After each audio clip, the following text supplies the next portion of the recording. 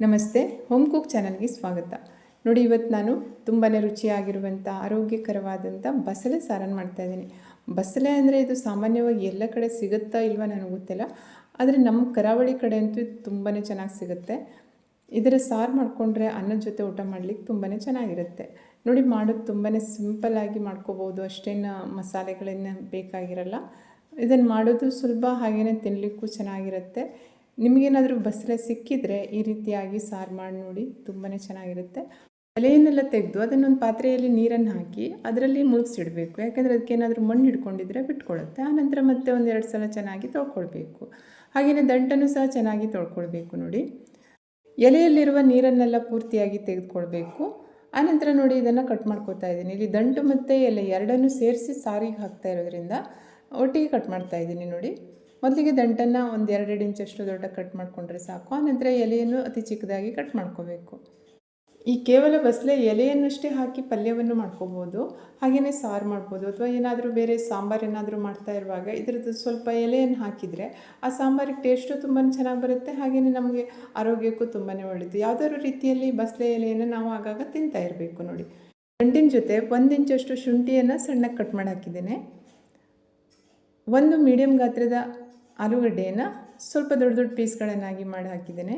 ಆನಂತರ ಸೊಪ್ಪಿನ ಜೊತೆ ನೋಡಿ 2 ಹುಳಿ ಟೊಮೆಟೊವನ್ನು ಹಾಕ್ತಾಯಿದ್ದೀನಿ. ಸಾರಿಗೆ ಸ್ವಲ್ಪ ಹುಳಿ ಟೊಮೆಟೊ ಹಾಕಿದರೆ ಸಾರಿನ ಟೇಸ್ಟು ತುಂಬಾ ಚೆನ್ನಾಗಾಗುತ್ತೆ. ಇದ್ದರೆ ಹುಳಿ ಟೊಮೆಟೊ ಹಾಕ್ಕೊಳ್ಳಿ, ಇಲ್ಲಾಂದರೆ ನಾರ್ಮಲಾಗಿ ಸಿಗುವಂಥ ಟೊಮೆಟೊವನ್ನೇ ಹಾಕ್ಕೋಬೋದು. ನೋಡಿ, ನಾನಿಲ್ಲಿ ತೊಗರಿಬೇಳೆಯಿಂದ ಈ ಬಸಳೆ ಸಾರನ್ನು ಮಾಡ್ತಾ ಇರೋದ್ರಿಂದ ಅರ್ಧ ಕಪ್ಪಷ್ಟು ತೊಗರಿಬೇಳೆಯನ್ನು ತೆಗೆದುಕೊಂಡಿದ್ದೇನೆ. ಮೊದಲಿಗೆ ಈ ಬೇಳೆಯನ್ನು ಚೆನ್ನಾಗಿ ತೊಳ್ಕೊಳ್ಬೇಕು. ನೋಡಿ, ಒಂದು 2-3 ಸಲ ನೀರನ್ನು ಹಾಕಿ ಚೆನ್ನಾಗಿ ತೊಳ್ಕೊಂಡು ಆನಂತರ ಅದನ್ನು ಕುಕ್ಕರಲ್ಲಿ ಹಾಕ್ತಾಯಿದ್ದೀನಿ. ಎಷ್ಟು ತೊಗರಿಬೇಳೆಯನ್ನು ತೆಗೆದುಕೊಂಡಿದ್ದೇನೆ ಅದರ 3 ಪಟ್ಟಷ್ಟು ನೀರನ್ನು ಹಾಕಬೇಕು. ಹಾಗೆಯೇ ಈ ಬಸಳೆ ದಂಟು ಮತ್ತು ಆಲೂಗಡ್ಡೆಯನ್ನು ಕಟ್ ಮಾಡಿ ಇಟ್ಕೊಂಡಿದ್ದು ಉಂಟಲ್ಲ, ಅದನ್ನು ಸೇರಿಸಿ ಹಾಕಿಬಿಡಬೇಕು. ಬೇಳೆ ಮತ್ತು ಈ ದಂಟನ್ನು ಒಟ್ಟಿಗೆ ಸೇರಿಸಿ ಒಂದು ಕುಕ್ಕರಲ್ಲಿ ಹಾಕಿ ಬೇಯಿಸಿಬಿಟ್ರೆ ಬೇಗ ಬೆಂದುಬಿಡುತ್ತೆ. ಹಾಗೆಯೇ ರುಚಿಗೆ ತಕ್ಕಷ್ಟು ಉಪ್ಪನ್ನು ಹಾಕಬೇಕು. ಕುಕ್ಕರ್ ಲಿಡನ್ನು ಕ್ಲೋಸ್ ಮಾಡಿ ಮೀಡಿಯಮ್ ಫ್ಲೇಮಲ್ಲಿ 2 ವಿಸಿಲ್ ಕೂಗಿಸ್ಕೊಂಡ್ಬಿಟ್ರೆ ಈ ದಂಟು ಮತ್ತು ಬೇಳೆ ಸರಿಯಾಗಿ ಬೇಯುತ್ತೆ. ಮಸಾಲೆ ಮಾಡಲಿಕ್ಕೆ ಒಂದು ಫ್ರೈ ಪ್ಯಾನಲ್ಲಿ ಸ್ವಲ್ಪ ಎಣ್ಣೆಯನ್ನು ಹಾಕಿ ಅದಕ್ಕೆ ಒಂದು ಚಿಕ್ಕ ಗಾತ್ರದ ಈರುಳ್ಳಿ, ಒಂದು 4-5 ಎಸಳು ಬೆಳ್ಳುಳ್ಳಿಯನ್ನು ಹಾಕಬೇಕು. ಮೊದಲಿಗೆ ಇದನ್ನು ಫ್ರೈ ಮಾಡ್ಕೋಬೇಕು. ಆನಂತರ ಇದಕ್ಕೆ 5-6 ಬ್ಯಾಡಗೆ ಮೆಣಸನ್ನು ಹಾಕಿದ್ದೇನೆ. ಮೆಣಸು ಜಾಸ್ತಿ ಖಾರ ಇರಬಾರ್ದು, ಲೈಟಾಗಿ ಖಾರ ಇರಬೇಕು. ಸ್ವಲ್ಪ ಕರಿಬೇವಿನ ಎಲೆ, 1.5 ಟೇಬಲ್ ಸ್ಪೂನ್ನಷ್ಟು ಕೊತ್ತಂಬರಿ ಬೀಜ, ಅರ್ಧ ಟೇಬಲ್ ಸ್ಪೂನ್ ಜೀರಿಗೆ, ಅರ್ಧ ಟೇಬಲ್ ಸ್ಪೂನ್ ಸೋಂಪು, ಇವಿಷ್ಟನ್ನು ಹಾಕಿ ಒಳ್ಳೆ ಪರಿಮಳ ಬರೋ ತನಕ ಲೋ ಫ್ಲೇಮಲ್ಲಿ ಇದನ್ನು ಹುರ್ಕೊಳ್ಬೇಕು. ನೋಡಿ, ಯಾವುದೇ ಮಸಾಲೆ ಸೀದೋಗಬಾರ್ದು.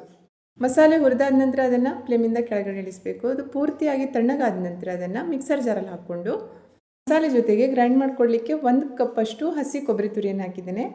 1/4 ಟೇಬಲ್ ಸ್ಪೂನ್ ಅರಿಶಿನ, ಗ್ರೈಂಡ್ ಮಾಡಲಿಕ್ಕೆ ಎಷ್ಟು ನೀರು ಬೇಕಾಗುತ್ತೆ ಅಷ್ಟು ನೀರನ್ನು ಹಾಕ್ಕೊಂಡು ಸ್ಮೂತಾಗಿ ಇದನ್ನು ರುಬ್ಕೋಬೇಕು.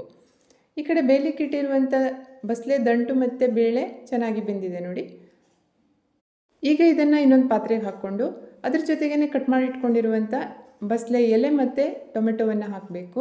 ಒಟ್ಟಿಗೆ ಇದನ್ನು ಈಗ ಬೇಯಿಸ್ಕೊಳ್ಬೇಕು. ನೋಡಿ, ಹೈ ಫ್ಲೇಮಲ್ಲಿ ಒಂದು 3-4 ನಿಮಿಷ ಇದನ್ನು ಬೇಯಿಸ್ಕೊಂಡ್ಬಿಟ್ರೆ ಈ ಎಲೆ ಚೆನ್ನಾಗಿ ಬೆಂದುಬಿಡುತ್ತೆ. ನೋಡಿ, ಬಸಳೆ ಎಲೆ ಚೆನ್ನಾಗಿ ಬೆಂದಿದೆ. ಈಗ ಇದಕ್ಕೆ ರುಬ್ಕೊಂಡಿರುವಂಥ ಮಸಾಲೆಯನ್ನು ಹಾಕಿ ಸರಿಯಾಗಿ ಮಿಕ್ಸ್ ಮಾಡಬೇಕು.